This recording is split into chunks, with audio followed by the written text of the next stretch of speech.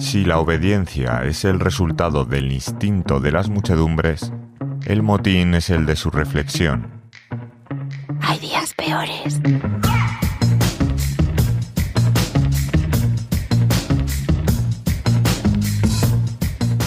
Muy buenas, soy Javier Natalías y esto es Hay días peores.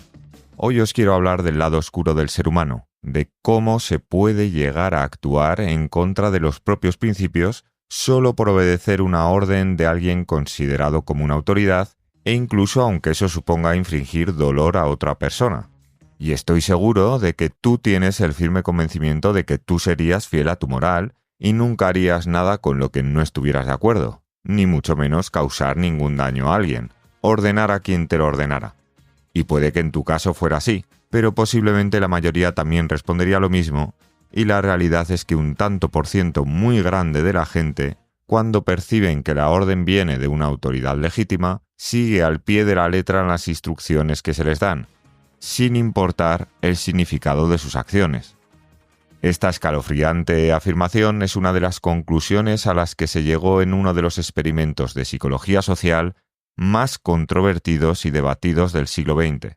Pero para conocer bien esta historia y su origen, hay que remontarse al 11 de abril de 1961, cuando comenzó el juicio de Jerusalén a Adolf Eichmann, después de que agentes del Mossad israelí lo arrestaran en Argentina.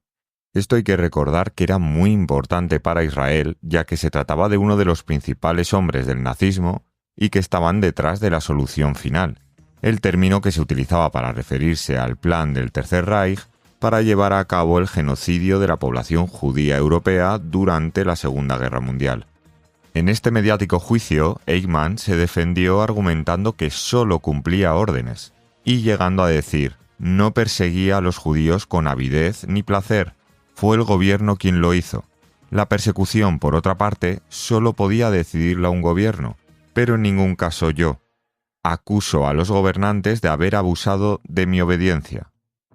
Y aunque obviamente el juicio lo tenía perdido antes de comenzarlo por todas las atrocidades que realizó, estas palabras que dijo como argumento de su defensa llamaron mucho la atención, tanto que la filósofa Hannah Arendt llegó a escribir su célebre ensayo Eichmann en Jerusalén, donde desarrolla el concepto de banalidad del mal, cuestionando si Eichmann era realmente un ser malvado o simplemente una persona normal que obedecía a órdenes burocráticas con el objetivo principal de mejorar su carrera profesional. Por otra parte, y a kilómetros de allí, en Estados Unidos, se encontraba Stanley Milgram, un joven psicólogo de Yale que era hijo de judíos emigrados tras la Primera Guerra Mundial y que también habían estado acogiendo en su propia casa a algunos familiares exiliados de Europa durante el Holocausto nazi, y de esta forma viviendo personalmente toda la injusticia y odio que sufrió su pueblo, y que tras seguir muy de cerca el juicio y las conclusiones de Hannah Arendt, quiso comprobar por medio de un experimento práctico hasta dónde sería capaz de llegar una persona normal y corriente con tal de obedecer las órdenes de una autoridad legítima. Para ello se puso anuncios en las paradas de autobús y en periódicos solicitando voluntarios para un estudio de la memoria y el aprendizaje, que iba a tener lugar en la Universidad de Yale y por lo que se les pagaría a los voluntarios $4 de la época, que equivaldría actualmente a $28, además de las dietas. Finalmente, los voluntarios aceptados fueron 40 personas entre 20 y 50 años, de todo tipo de perfiles sociales, desde estudiantes hasta profesionales con doctorados. Y se les informó que para el experimento hacían falta 3 personas. El investigador, siendo el propio Milgram o alguien de su equipo actuando como autoridad, el maestro, que sería siempre el voluntario que había leído el anuncio, y el alumno, que en este caso sería un cómplice del investigador haciéndose pasar por voluntario también, ya que realmente todo partía de un engaño, porque a los participantes se les ocultaba el verdadero motivo de la investigación, pero es que además la asignación de los roles de maestro y alumno por parte del investigador se hacía por medio de un falso sorteo donde en una caja había 2 papeles doblados donde en ambos ponía maestro. Cuando elegía el cómplice siempre indicaba que le había tocado ser el alumno, y por tanto al voluntario real siempre le tocaba ser el maestro. A continuación, este veía como al otro voluntario, con el rol de alumno, Le ataban a una silla para impedir un movimiento excesivo y le colocaban unos electrodos por el cuerpo. Después se llevaba al maestro a otra habitación conjunta y solo separada por un módulo de vidrio, y se sentaba frente a un generador de descarga eléctrica con 30 interruptores que regulaban la intensidad de la descarga en incrementos de 15 voltios, oscilando entre 15, que era el mínimo, y 450 voltios, que era el máximo, con correspondientes etiquetas indicando la intensidad de la descarga, entre moderado, fuerte, peligro descarga grave y 3X para las dos más altas. A los participantes a su vez se les comunicaba que el experimento estaba siendo grabado para que fueran conscientes de que luego no podrían negar lo ocurrido, y se comenzaba dando tanto al maestro como al alumno una descarga real de 45 voltios para que así el propio maestro comprobara el dolor del castigo que recibiría a su alumno. Luego ya el investigador, sentado en una mesa diferente pero en el mismo módulo que el maestro, le mostraba la lista con pares de palabras que debía enseñar a su alumno para que luego éste intentara recordarlas. En caso de que así lo hiciera, pues se pasaba a la siguiente, pero si cometía algún error, el maestro debía castigarlo aplicándole una descarga eléctrica, que sería inicialmente de 15 voltios, pero tras cada error serían 15 voltios más potentes, así aumentando hasta llegar al límite de 450. Y una vez que se aplicara este máximo en 3 ocasiones, ya se daría por finalizado el experimento.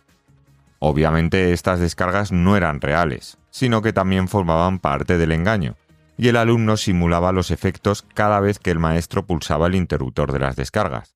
Gritaba de dolor, golpeaba el vidrio que lo separaba, pedía el fin del experimento, que lo dejaran ir e incluso a quejarse de sufrir del corazón. Todas estas consecuencias iban aumentando proporcionalmente al nivel de descarga. Y claro, ante esta situación, pues lo normal solía ser que en algún momento del proceso los maestros se pusieran nerviosos o plantearan directamente no continuar con el experimento. Entonces, en esos casos, el investigador tenía 4 respuestas predefinidas. En primer lugar, respondía «Continúe, por favor». La siguiente vez decía «El experimento requiere que usted continúe». Luego indicaba que es absolutamente esencial que usted continúe. Y ya por último, «Usted no tiene opción alguna, debe continuar». Si ante esta última frase el maestro volvía a insistir en dejarlo, entonces se acababa el experimento en ese mismo momento. Además, también es destacable que en caso de que el maestro preguntara quién era el responsable de si algo le pasaba al alumno, el investigador asumía dicha responsabilidad y tras recibir esa respuesta, el maestro continuaba con las descargas. Los resultados, la verdad es que fueron realmente alarmantes, ya que a pesar de que muchos de los maestros presentaron claros síntomas de estrés, desconcierto e incluso incomodidad durante el proceso, ninguno paró antes de los 300 voltios.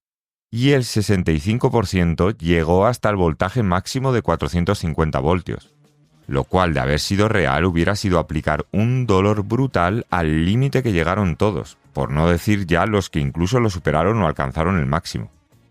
El equipo de Milgram, por su parte, se quedó totalmente sorprendido ante estos resultados, porque tanto por la estimación que tenían previa al experimento, tras las encuestas que habían realizado, como por la conducta de los participantes, que estaban bastante nerviosos y preocupados, no les cuadraba tal grado de crueldad y sadismo.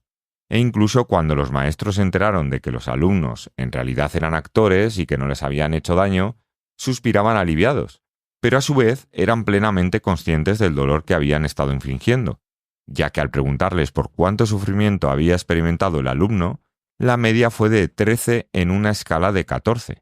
Así que no tenía ninguna concordancia lo que los participantes demostraban sentir o pensar con su comportamiento en el experimento. Por ello, Milgram, tras este estudio, demostró que la autoridad puede imponerse sobre la lógica y especialmente sobre la moral. Según las conclusiones de su investigación, la maldad no es intrínseca al ser humano, sino que surge de nuestra incapacidad para enfrentarnos a ella. De este modo, la maldad se convierte en algo banal, formando parte de la rutina cotidiana. Y por tanto, Hannah Arendt tenía razón. También es cierto que este experimento fue muy polémico y bastante criticado por basarse en el engaño a los participantes y sobre todo por llevarles a un nivel de estrés y angustia pudiendo dejar secuelas psicológicas.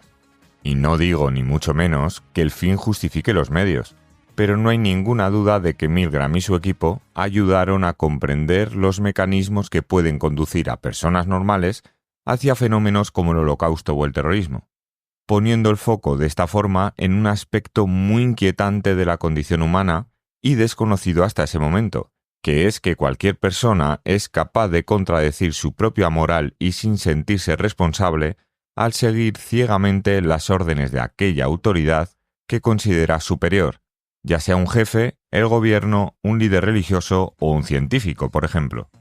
Por eso es fundamental potenciar el pensamiento crítico y la reflexión, para que independientemente del contexto en el que estemos, seamos totalmente conscientes de nuestra responsabilidad individual sobre nuestros actos, y así nunca llegar a hacer cosas que vayan en contra de lo que en realidad pensamos. Ordenen lo que nos ordenen. Porque no lo olvidéis, en muchos casos, la obediencia puede ser más peligrosa que la desobediencia. Y por mi parte, hasta aquí el tema de hoy. Pero no me quiero despedir sin antes recordarte que puedes dejarme tu comentario acerca del tema de hoy o de lo que quieras en el perfil del programa en redes sociales o en la plataforma de podcast donde lo estés escuchando. Además, si quieres que hable de algún tema o quieres plantearme alguna idea que tengas, puedes contactarme enviando un correo electrónico a haydiaspeores@gmail.com. Si te ha gustado el programa, no olvides darle un like y compartirlo con tus amigos y en redes. Y por último, y no menos importante, si quieres apoyarme, conviértete en uno de los mecenas del programa. En iVoox, por ejemplo, es dando al botón de apoyar y solo cuesta lo mismo que un café al mes. Y ahora ya sí me despido. Espero que te haya gustado el tema de hoy y que hayas aprendido algo nuevo. ¡Hasta la próxima!